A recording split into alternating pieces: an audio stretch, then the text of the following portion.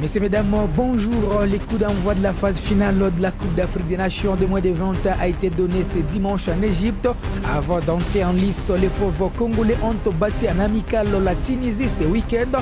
Les résumés de cette rencontre est à découvrir dans cette production sur votre chaîne en ligne. Championnat d'Afrique de football scolaire Ghana 2025. Le président du comité de normalisation de la FECOFA a rendu visite le week-end dernier au Léopard, des moins de 15 ans après leur participation à cette compétition. La rencontre du championnat national de la RDC était au programme ce dimanche 27 avril. En déplacement dans la capitale congolaise, le TP Mazembe s'est offert les derniers clubs Motema Pembe. Les cercles sportifs Don Bosco s'est incliné au stade tout-puissant Mazembe devant l'AS Maniema Union de Kindu qui enchaîne avec une deuxième victoire d'affilée. L'AS Simba de Kolwezi a été tenu en échec par l'AC Rangers au stade Dominique Dior. Installez-vous confortablement pour les détails de ce numéro de Total Sport qui parlera également du football européen avec l'attaquant français Kylian Mbappé qui a dépassé Cristiano Ronaldo en battant son record.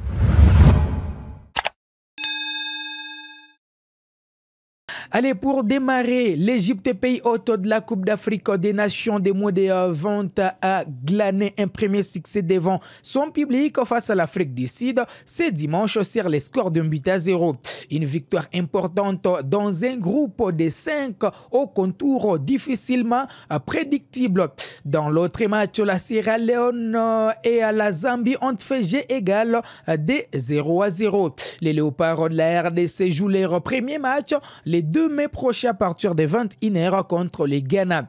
Avant cette rencontre, les Léopards ont battu les Tunisiens sur les scores de 2-0 le samedi à Tunis. Tony Talassi et Isaac Loufouikou ont été les buteurs de cette rencontre dont le stage va finir ce 29 avril. Résumé de cette rencontre.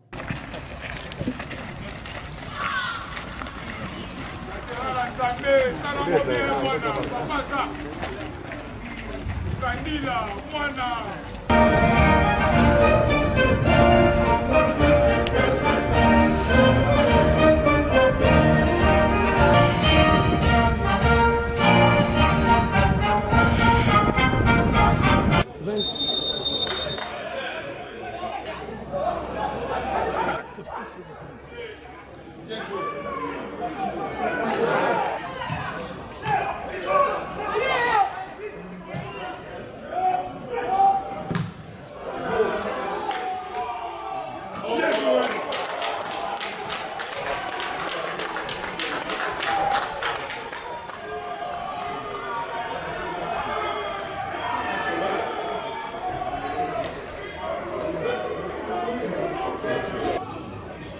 De 2 heures ou quoi?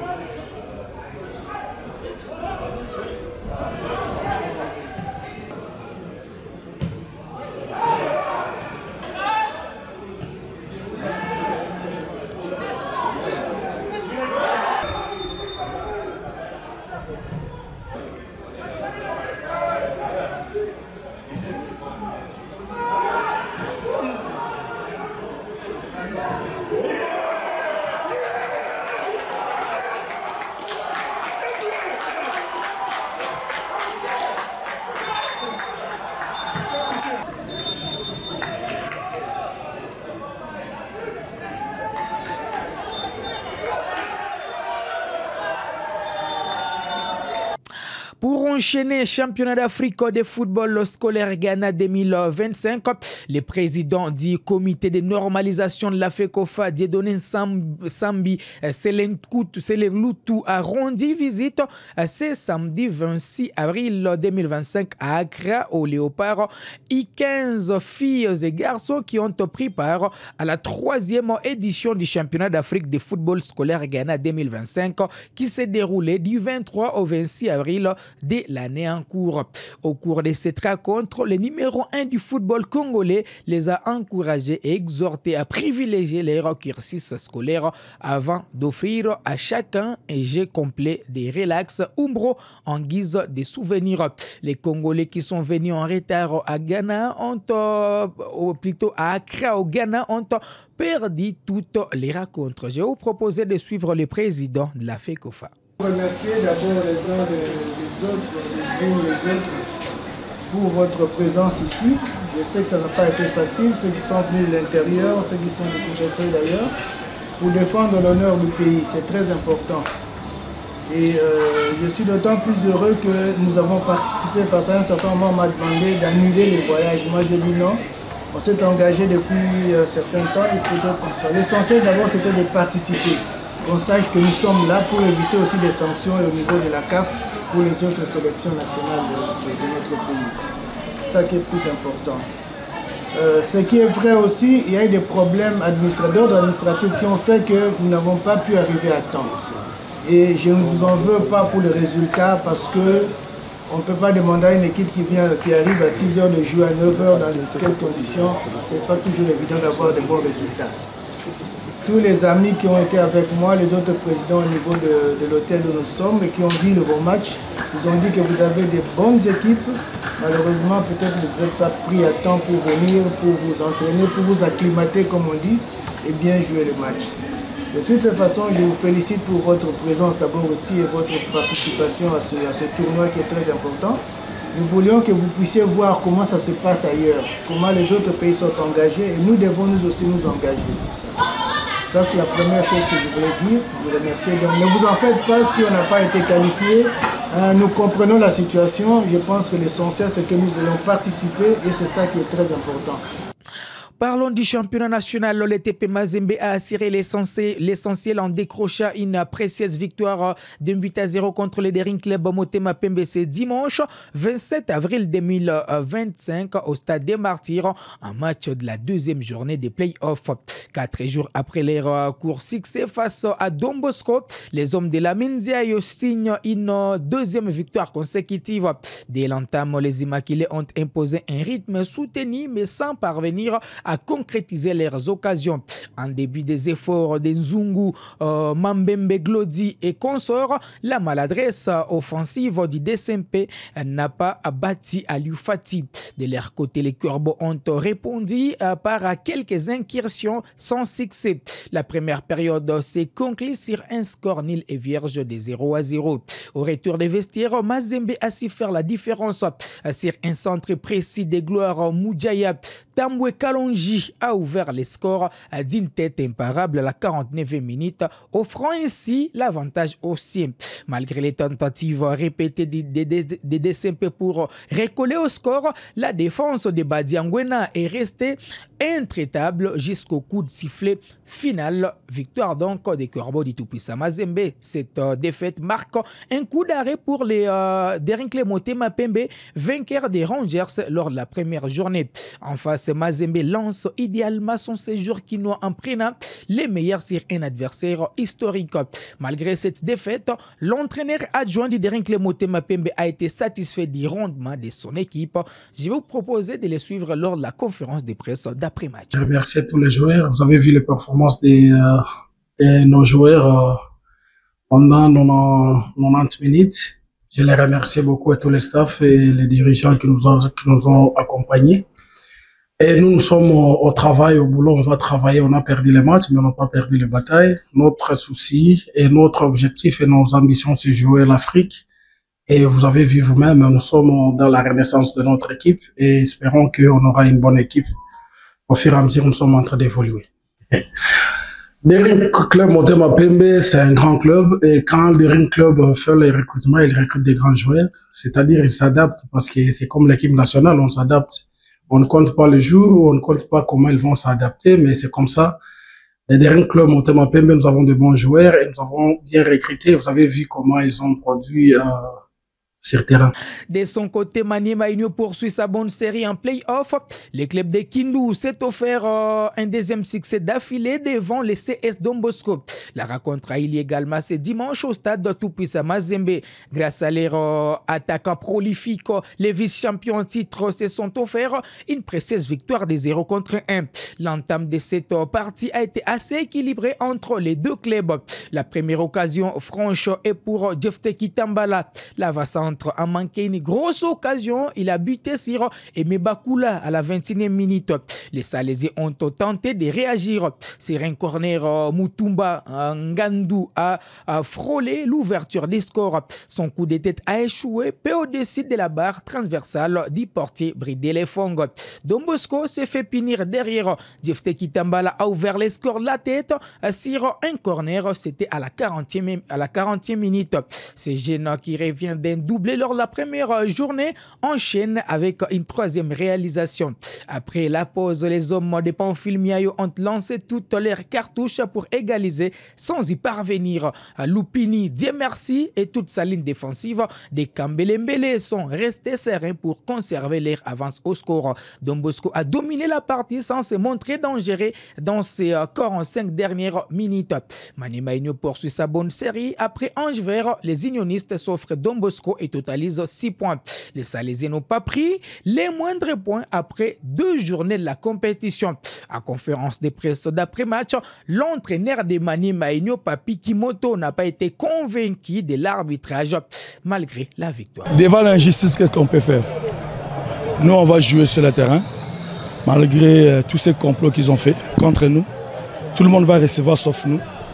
On est ciblé, on est l'équipe à abattre. Mais on a des garçons courageux, on va se battre avec tous ces complots-là qui sont bien organisés contre nous. On va commencer à prendre les matchs les uns après les autres et essayer de répondre sur le terrain au lieu d'aller le chercher au bureau pour nous pénaliser. Et voilà, bon, on va faire avec. On a déjà décidé, on va jouer, on joue comme ça, on va continuer comme ça. Ouais, on a dominé en première période, on a gagné tous les duels, on posait bien, on pouvait même marquer 2 fois. On a loupé 2-3 occasions en première période. Voilà, c'est ça qui a fait la différence parce qu'on a marqué. Mais après, en deuxième période, l'arbitre n'a pas voulu qu'on avance. Toutes les récupérations des balles pour nous, c'était la faute. Et l'autre côté, il laissait faire. Donc voilà, on ne pouvait pas jouer contre l'arbitre, c'est lui le maître du terrain. On va continuer comme ça. Chez nous, quand ça ne va pas, on fait 2 ronds. C'est pas... On a vu que l'équipe adverse poussait, il voulait égaliser. On a fait 2 ronds. On défend bien. D'abord, on ne prend pas le but. On a 1, il faut conserver les 1-0. C'est ce qu'on a fait, on l'a très bien fait. Mais malgré, ils ont bien mérité aussi peut-être de gagner, ou d'égaliser peut-être, mais avec l'aide de l'arbitre aussi. L'arbitrage n'était pas correct en deuxième période. C'est comme ça. Qu'est-ce que vous attendez de dire transformation? Je n'ai pas compris. Moi, je connais Kitambala, ce n'est pas aujourd'hui. Hein. C'est moi peut-être qui je lui ai découvert en 2017-2018 chez JSK. On a joué jusqu'à la finale de la Coupe du Congo. Moi, je sais que c'est un bitter. C'est pour ça que j'ai voulu qu'il soit avec nous. Bon, maintenant, il n'avait pas la chance peut-être de marquer toutes les occasions qu'il avait. Aujourd'hui, il a eu des occasions, il a marqué une. Pour moi, ça ne m'étonne pas, je ne suis pas surpris. Je sais qu'il va progresser encore davantage.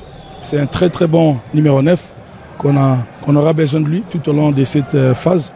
Il est précieux pour nous, donc voilà. Mais malheureusement, on va devoir jouer tout le temps à l'extérieur avec l'arbitrage de temps en temps défavorable à nous. On va faire avec, mais c'est très très très bon attaquant, un fin finisseur. Moi, je le connais très bien. Pour les derniers matchs, il n'y a pas eu de gagnants ni de perdants entre l'AS Rangers et l'AS Simba. Les 2 équipes n'ont pas réussi à se départager au terme d'un match spectaculaire, soporifique. 0-0, score à l'arrivée entre les 2 équipes pour cette 2e journée des playoffs. Rangers reste à l'arrêt quelques jours après sa défaite devant DSMP. Dira les 90 minutes, les 2 gardiens n'ont pas eu beaucoup d'efforts à fournir. Peu animé en termes d'occasion, ces duels duel entre Kamikaze et Académiciens n'a pas connu de grosses occasions de but. Après les rendez-vous manqués face à Sangabalende lors de la première journée, les Kamikazes de Kolwezi entament leur campagne en play-off par un nul à domicile. Les deux équipes prennent un point chacune.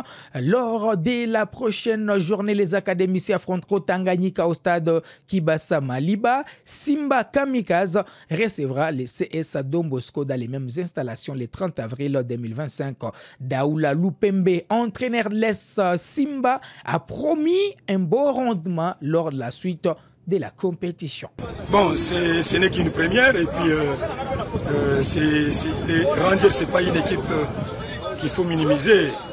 Rangers a eu déjà le rythme, il a déjà quelques matchs dans les jambes.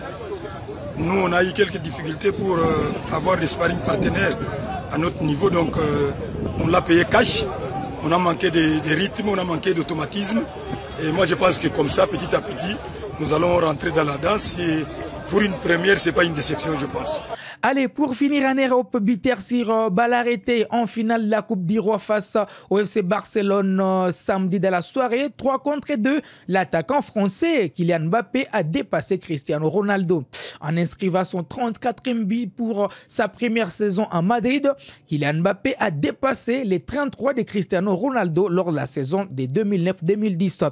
Les records appartiennent toujours au Chilien Ivan Zamorano avec 37 réalisations.